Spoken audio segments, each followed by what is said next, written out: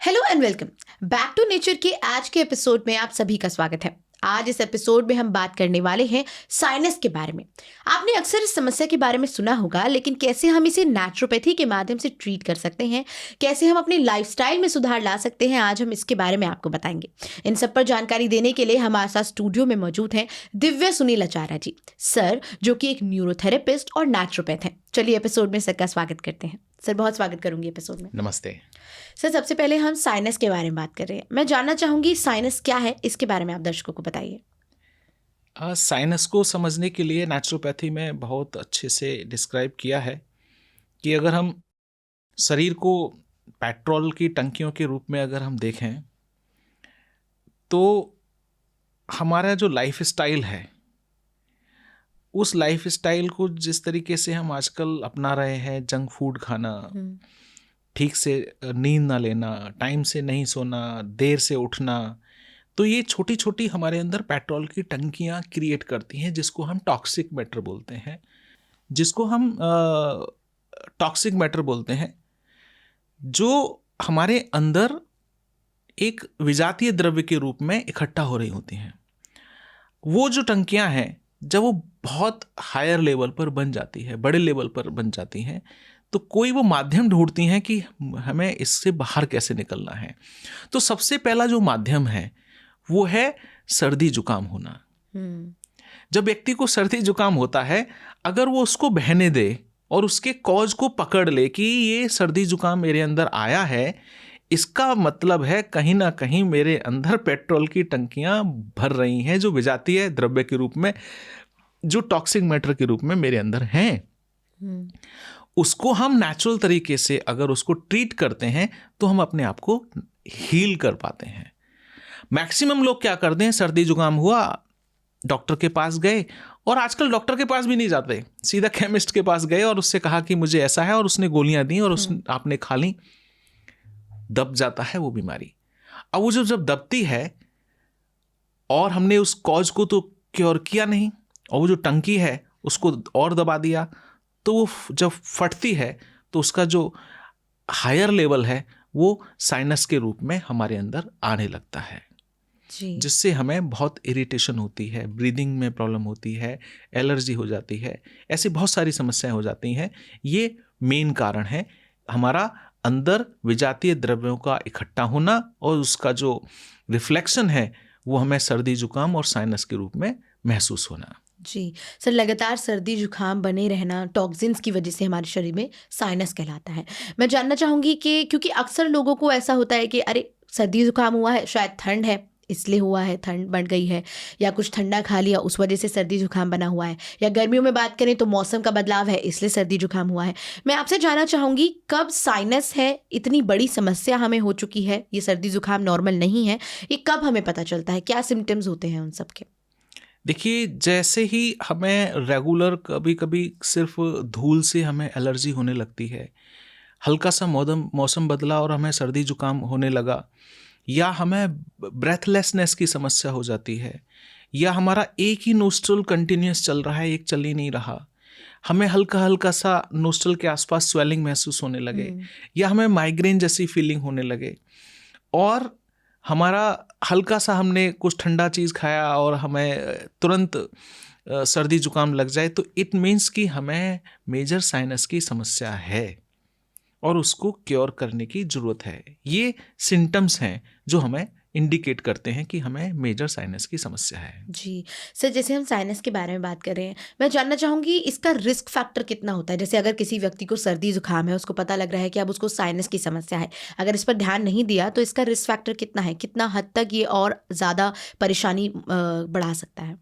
देखिए, अगर हमारा साइनस बहुत लंबे समय तक चलता है तो आजकल वो नज़ले के रूप में बन जाता है, हमारे बाल सफ़ेद होने लगते हैं समय से पहले, हमें माइग्रेन की समस्या हो जाती है, हमें स्लीपनेसनेस की मतलब नींद ना आने की समस्या हो जाती है, हमारा मेमोरी पर भी इसका प्रभाव पड़ता है।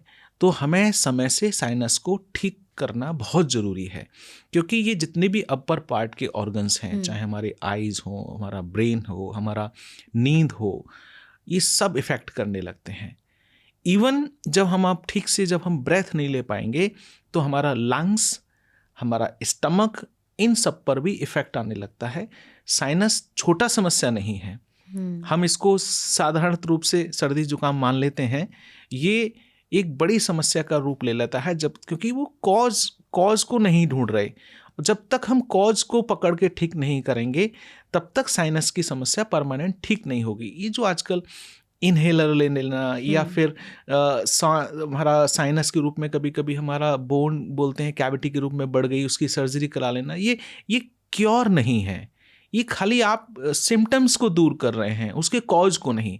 कॉज पे जाने की जरूरत है, उसको समझना जरूरी है। सर बिल्कुल, आपने बहुत बखूबी तरीके से बताया कि लोग अक्सर एलोपैथी की ओर जाते हैं, वहाँ पर बोल दिया जाता है कि आपको सर्दी जुकाम है, दवाइयाँ दे दी जाती हैं, सिम्टम्स पर काम किया जा रहा है लेकिन कारण पर नहीं किया जा रहा, कॉज पर काम नहीं किया जा रहा। सर मैं आपसे जानना चाहूँगी, हम बात कर रहे हैं, हम बैक टू नेचर के कार्यक्रम में हमेशा बात करते हैं कि कैसे हर एक समस्या को हम नेचुरली और प्रकृति के पास जाकर ठीक कर सकते हैं। मैं आपसे जानना चाहूँगी कि नेचुरल रेमेडीज़ में, नेचुरोपैथी में क्या कुछ उपाय हैं इस साइनस की समस्या के लिए? नेचुरोपैथी बहुत स्पष्ट रूप से बताती है, किसी को भी सर्दी जुकाम है, साइनस की समस्या है, अस्थमा की समस्या है, तो सबसे पहला काम है कि उसके पेट को ठीक करना। नेचुरोपैथी तो यहाँ तक बोलती है जिसको साइनस की समस्या है तो उसको उपवास, फास्टिंग करनी चाहिए। मैं ये कहता हूँ कि अपना लाइफ स्टाइल इस तरीके से बना लें जिससे कि स्टमक प्रॉपर क्लीन रहे, अच्छा रहे। कभी कभी हमें एक दिन का उपवास बहुत लाभकारी होता है। जिस व्यक्ति को साइनस की समस्या है उसको सूप का प्रयोग, वेजिटेबल सूप का प्रयोग करना चाहिए। ठंडी चीज़ें शुरू में अवॉइड करनी चाहिए, जैसे दही है, आइसक्रीम है, जो तासीर जिनकी ठंडी है, सुबह के मॉर्निंग के समय में केला खाना है, इनको अवॉइड करना चाहिए। और क्या प्रयोग करें हम, मैंने जैसे बताया वेजिटेबल सूप का प्रयोग कर सकते हैं। और सबसे अच्छा साइनस में इंस्टेंट रिलीफ देने वाला है हमारा गिलोय का काढ़ा। जनरली लोग काढ़े का मतलब समझते हैं गिलोय को लिया या तुलसी के पत्ते डाले या अदरक डाला, उसको उबाला और पी ले। नहीं, ऐसा नहीं है। काढ़े का मतलब है उसको काढ़ना, मतलब इतना उबालना कि उसकी क्वांटिटी मान लीजिए 2 गिलास रखी है पानी तो आधा रह जाए, तब उसका असर आता है। मैंने खुद मतलब एक्सपीरियंस किया है। मुझे सर्दी जुकाम और थोड़ा फीवर का फीलिंग हो रही थी और मैं ऋषिकेश में था, तो मैं काढ़ा भी पी रहा था, कोई फ़ायदा ही नहीं हो। तो मेरे मित्र एक स्वामी विशुद्धानंद जी ने कहा कि तुम कैसे पी रहे हो, तो ऐसे बोले मैं बनाता हूँ। तो बहुत उनका प्रेम था, तो उन्होंने काढ़े को अपने तरीके से बनाया, उबल रहा है 1 घंटे से, और उसके बाद उन्होंने आधा गिलास दिया। जैसे ही मैंने आधा गिलास पिया तुरंत मुझे पसीना आने लग गया। मैंने कहा गजब, और उसी दिन मुझे रिलीफ मिला। तो काढ़े का प्रयोग इस तरीके से, सही तरीके से, क्योंकि इतना इफेक्टिव है हमारे आयुर्वेदिक और नेचुरल रेमेडीज कि उसको सही तरीके से व्यक्ति ले ले तो बहुत फ़ायदा करती हैं। दूसरी बात आती है नेचुरल तरीके से अगर हम अपने आप को ट्रीट करें साइनस के लिए, तो योग में एक कॉन्सेप्ट है जिसको बोलते हैं जल नेति। जल नेति, leak warm water with salt. हम इस नोस्ट्रल से पानी डालें, इससे निकलेगा, इससे डालें, इससे निकलेगा। जितने भी जर्म्स, बैक्टीरिया, कफ से संबंधित चीज़ें हैं, सब साफ हो जाती हैं। इवन जिनके कैविटी होती है तो इसमें एक रबड़ नेति भी आती है। किसी एक्सपर्ट योगाचार्य के माध्यम से आप सीख सकते हैं और बहुत ही इजी प्रोसेस है और सिर्फ 5 मिनट लगते हैं, लेकिन इसका इफेक्ट बहुत ज़बरदस्त है। मैंने खुद इसको अनुभव किया है। पिछला कुछ समय पहले मुझे एक दिन बहुत सर्दी सा महसूस हो रहा था, मैंने जलनेति किया, एक कुंजल भी किया। कुंजल में हम लीकवार्म वाटर विद सॉल्ट बल्क में पीते हैं और एक प्रोसेस के माध्यम से उसको वॉमिट कर देते हैं। तो पूरा हमारा लैरिंग्स, pharynx, upper part of lungs, ये सारा जितना भी कफ है, बैक्टीरिया है, एसिडिटी है, सब क्लीन हो जाती है। इतना अल्टीमेट रिजल्ट और किसी एलोपैथी दवाई का आ ही नहीं सकता अगर हम ये 2 चीज़ कर लें। इसके बाद एक मैंने एक्सपीरियंस किया है, आपने सुना होगा यूकेलिप्टिक के पत्ते का स्टीम। अगर हम वो लेते हैं, उसको स्टीम ले लें, जलनेति कुंजल कर लें, ठंडी चीज़ों को अवॉइड करें और वेजिटेबल सूप का प्रयोग करें, और बहुत मेजर हो जाए तो थोड़ा उपवास का भी साथ कर लें। तो ये चीज़ें आपकी साइनस को 100% क्योर कर सकती हैं, आपको बहुत फ़ायदा होगा।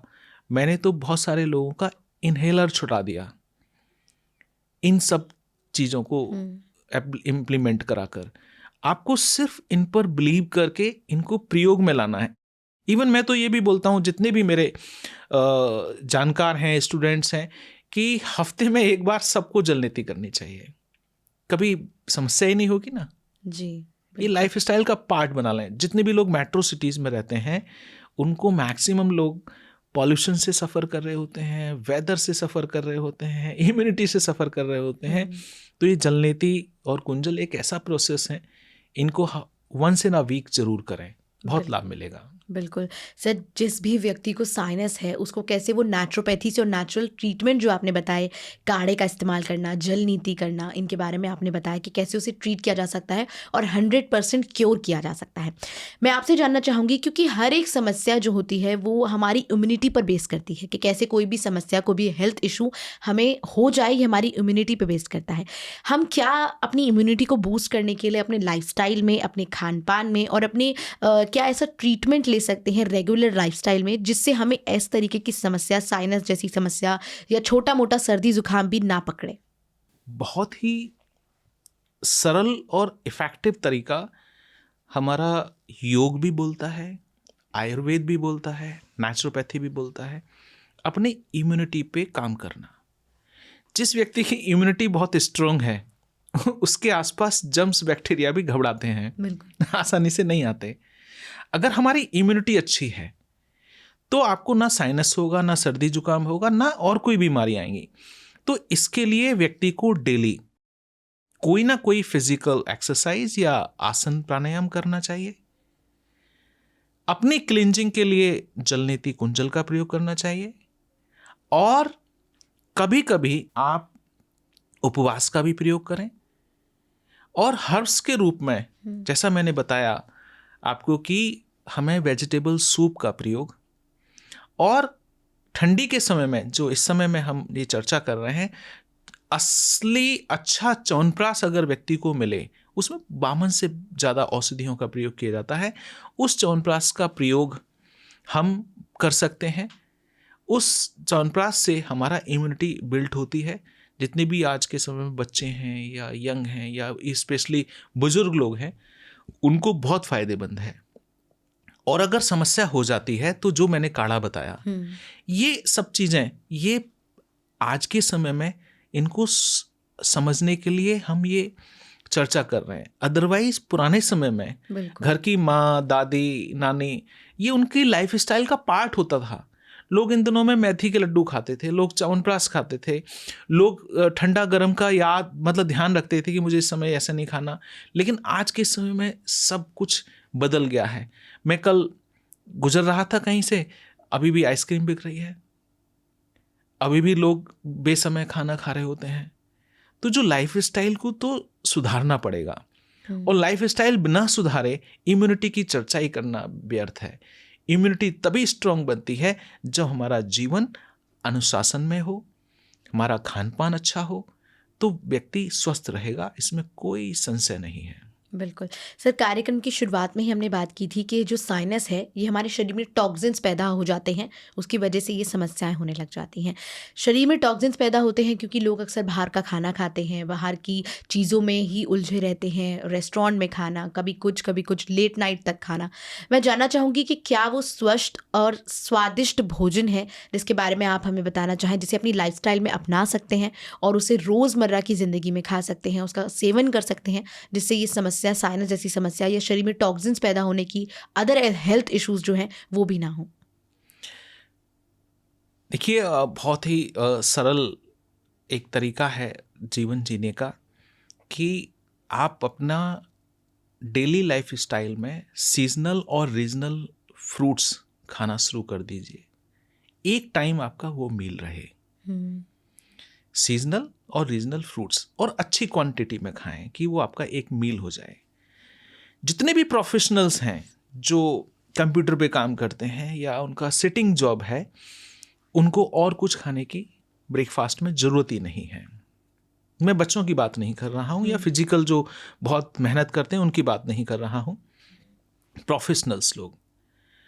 लंच टाइम में जो भी रीज़न है आपका या जो भी कल्चर को बिलोंग करते हैं, साउथ इंडियन है तो आप इडली डोसा सांभर जो भी खाएं, नॉर्थ इंडियन है तो आप दाल रोटी सब्जी, आप अच्छे से खाएं, कोई समस्या नहीं है। ध्यान रखें, अच्छे का मतलब है कि जब भोजन हो आपके सामने तो मैं और मेरा भोजन, मोबाइल और टीवी और इंटरेक्शन बीच में ना आए। अरे आप जब आप काम ही कर रहे हैं भोजन के लिए तो भोजन को तो टाइम देना जरूरी है ना। तो जब आप अच्छे से मन से भोजन चबा चबा कर खाते हैं, आपका इम्यूनिटी स्ट्रांग माउथ से होता है। और आज के समय में क्या हो रहा है, माउथ का काम पेट कर रहा है, तो इम्यूनिटी वहीं से वीक होने लगती है।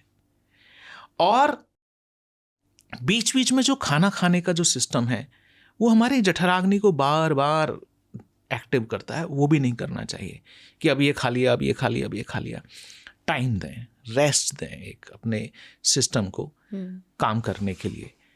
शाम को कोशिश करें 7, 7:30, 8 तक डिनर फिनिश कर लें। उसके बाद अगर भूख लग रही है तो थोड़ा सहन करें, इम्यूनिटी को काम करने दें। आपका स्वास्थ्य विद इन 3 मंथ्स में इस लाइफ स्टाइल को फॉलो करने से 100% ठीक होने लगता है। मेरा खुद का एक्सपीरियंस है, मैं अपने जो लोग हैं उन पर इसी तरीके से काम करता हूँ।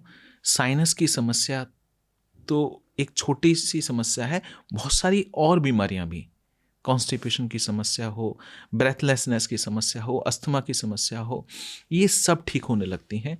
आपको एक अनुशासित, सात्विक, वेजिटेरियन, सिस्टमेटिकल फूड खाने की ज़रूरत है। आप एकदम स्वस्थ रहेंगे, निश्चित रहिए। बिल्कुल सर, खान पान में, लाइफस्टाइल में क्या कुछ खाना, क्या कुछ भोजन इंक्लूड करने चाहिए उसके बारे में आपने बताया, जिससे हमारा फिजिकल लेवल जो है, हम हेल्थ जो है हमारी वो स्ट्रांग रहे।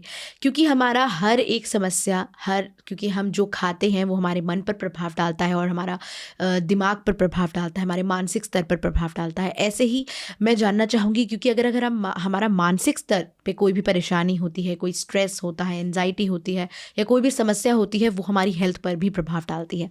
मैं जानना चाहूँगी, स्ट्रेस, एंजाइटी, इस तरीके की समस्या कैसे हमें साइनस की समस्या से क्या इसमें भी परेशानी देती है, क्या इससे रिलेटेड है वो कहीं ना कहीं? देखिए, जितना भी समस्याएं हमारे शरीर में जो रिफ्लेक्ट करती हैं, उनका कहीं ना कहीं मन से जरूर लिंक होता है। मैंने बहुत बार अपनी चर्चा में कोट किया है you can heal your life book का, जो लुइस हेली ने लिखी है। तो जैसे ही हमारा जो मन है उसके अंदर अगर स्ट्रेस और एंजाइटी डेवलप होगी तो हमारा ब्रेथ पर तुरंत इम्पैक्ट आता है। मैं अक्सर उदाहरण देता हूँ कि हम साथ बैठे हैं और अगर मैं आपको कुछ नेगेटिव बोलने लगूँ और व्यर्थ में बोलने लगूँ तो बैठे बैठे आपको इरिटेशन और गुस्सा आने लगेगा। और जैसे ही गुस्सा आता है तो आपकी ब्रीदिंग पैटर्न बदल जाएगा नेचुरली। ना आपने एक्सरसाइज की, ना आपने दौड़ लगाई, कुछ भी नहीं किया, लेकिन आपका ब्रीदिंग पैटर्न बदल गया मन स्थिति से।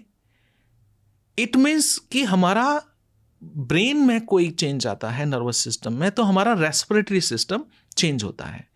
अगर हमारा रेस्पिरेटरी सिस्टम को ठीक करना है तो ब्रेन को भी रिलैक्स रखना बहुत जरूरी है। बहुत एक दूसरे से लिंक है। स्ट्रेस, एंजाइटी हमारे साइनस को और बढ़ाती है। जैसे आप रिलैक्स्ड रहेंगे, आप समझ पाएंगे, अपने आप को एनालाइज कर पाएंगे कि क्या कॉज पे मुझे काम करना है। आपकी मसल्स, चेहरे के हमारे जो सारे एरियाज हैं, उनको एक रिलैक्सेशन मिलेगा, तो बहुत अच्छे से आप अपने साइनस की प्रॉब्लम को ट्रीट कर पाएंगे। तो मन का शांत होना बहुत ज़रूरी है साइनस के लिए। जी सर, हम बात कर रहे हैं लगातार कि कैसे साइनस की समस्या अगर किसी को हो जाती है तो नेचुरल ट्रीटमेंट से कैसे ट्रीट किया जा सकता है, खान पान में, लाइफस्टाइल में बदलाव लाया जा सकता है। मैं जानना चाहूँगी कि क्योंकि आपने कहा कि हमें भाप लेनी है, लगातार जल नीति करनी है ताकि हमारी जो नोज़ की जो भी प्रॉब्लम है वो ठीक हो सके। मैं जानना चाहूँगी इसमें एसेंशियल ऑयल्स या भाप लेना कितना ज़्यादा, कोई हर्ब ऐसा आप बताना चाहें, कोई ऐसा ऑयल्स आप बताना चाहें जिसका इस्तेमाल किया जा सकता है ट्रीटमेंट के लिए? देखिए, जिस तरीके से हम नेचुरल तरीके की बात कर रहे हैं, तो पहला मैंने जो यूकेलिप्टिक बताया वो बहुत ही इफ़ेक्टिव है।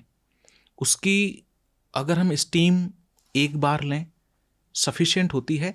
अगर किसी को बहुत मेजर समस्या हो तो वो दिन में 3 बार स्टीम ले ले, बहुत लाभ मिलेगा। और अगर किसी का कफ कभी आपने महसूस किया होगा कि बहुत अंदर फंस गया है या रुक गया है, तो उनके लिए अजवाइन का स्टीम लेना बहुत लाभकारी है, उससे हमारा कफ बाहर निकलता है। तो ये 2 हर्ब्स हैं जिनकी हम स्टीम्स लें तो बहुत इफ़ेक्ट करती है और साइनस की समस्या में लाभ पहुंचाती है।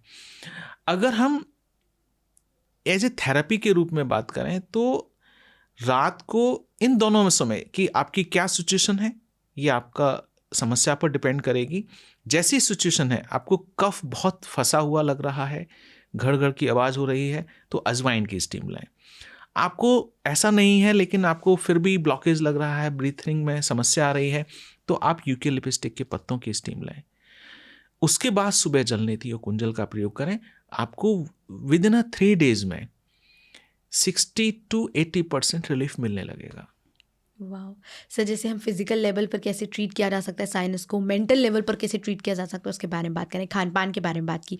मैं जानना चाहूँगी हम अपनी दिनचर्या में योग और फिजिकल एक्टिविटी कितनी ज़्यादा इंपॉर्टेंट है, और साइनस की समस्या क्या उससे रिलेटेड है, इसके बारे में बताइए। देखिए, योग हर चीज़ में लाभकारी पहुंचाता है, नो डाउट। इसमें हम आसनों की बात करें तो भुजंगासन बहुत अच्छा आसन है, क्योंकि हमारा ब्रेथ को इनहलेशन करते हुए हम उसको करते हैं। सूर्य नमस्कार का पूरा प्रैक्टिस हमारा इम्यूनिटी को बढ़ाता है, बहुत अच्छा है, उसका हम अभ्यास करें। प्राणायाम में भ्रस्तिका बहुत लाभ करती है। उसके बाद अगर हम कपालभाति करते हैं तो जो कफ अटका हुआ है वो बाहर निकलता है। इन दोनों को करने के कुछ दिन बाद हम अपने आप को स्ट्रांग बनाने के लिए नाड़ी शोधन का अभ्यास करें, जो किंग ऑफ द प्राणायाम है। तो ये 3-4 चीज़ें स्पेशली साइनस की समस्या के लिए लाभ पहुंचाती हैं। उसका कारण है सूर्य नमस्कार से हमारे अंदर हीट जनरेट होती है, एक हमारे अंदर जो टेम्परेचर है वो थोड़ा मेंटेन रहता है, एक्टिव हो जाता है शरीर की मसल्स, तो साइनस में बहुत लाभ पहुंचाता है। बिल्कुल। और भुजंगासन हमारा चेस्ट रीजन को एक्सपेंड करता है, जो भी कफ है या हमारा इरिटेशन है वो सही होती है। तो ये जो 2-3 आसन हैं और ये 2-3 मैंने जो प्राणायाम है ये बहुत इम्पोर्टेंट हैं, और भी इसके साथ जोड़ सकते हैं, लेकिन इनको जरूर करें तो इनसे लाभ मिलेगा। जी सर, बिल्कुल आप हमारे साथ कार्यक्रम में जुड़े और साइनस जैसी समस्या के बारे में बात की, जिसको लोग अक्सर नॉर्मल ही समझते हैं, सर्दी जुकाम हो जाना आम समस्या को समझा जाता है, लेकिन इसका रिस्क कितना है, ये हमारे बाकी और मेंटल लेवल पर, फिजिकल लेवल पर किस तरह प्रभाव डालेगा उसके बारे में आपने बताया, साथ ही उसको कैसे ट्रीट किया जा सकता है इसके बारे में बताया। इसके लिए आपका बहुत बहुत धन्यवाद। Thank you. तो दर्शकों, हमने आज के एपिसोड में जाना कि किस तरह साइनस जैसी समस्या को ट्रीट किया जा सकता है, उसका रिस्क फैक्टर कितना है, और साथ ही साथ उसको ट्रीट कर हम कैसे अपने लाइफस्टाइल में बदलाव लाकर उसे ठीक कर सकते हैं, खान पान पर ध्यान देकर ठीक कर सकते हैं, फिजिकल और मेंटल एक्टिविटीज़ कितनी ज़्यादा इंपॉर्टेंट है, हमारे मेंटल और फिजिकल लेवल पर कितना ज़्यादा प्रभाव पड़ता है और कैसे उससे ट्रीट किया जा सकता है। आज हमने इसके बारे में बात की। उम्मीद है आपको आज के एपिसोड से काफ़ी कुछ इन्फॉर्मेशन मिली होगी। इस एपिसोड के लिए इतना ही। बने रहे PMC हिंदी के साथ। नमस्कार। PMC हिंदी, बदले जीवन।